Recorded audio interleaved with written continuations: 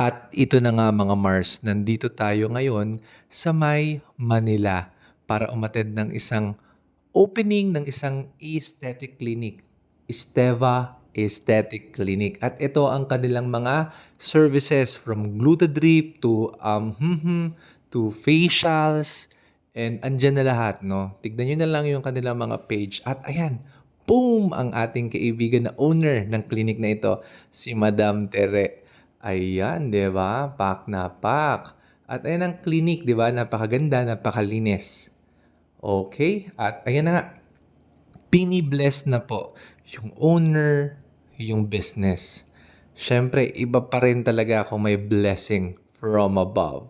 And napakaganda, no? Napakaganda nung moment na yan, nung message ni Pastor. And ayan na, ribbon cutting na tayo mga Mars. So, ayan, may kinokontak lang, may siniset up. And ayun, balik na naman, no? Bless, bless. Ayan. Okay, let's go. And ayun na mga Mars.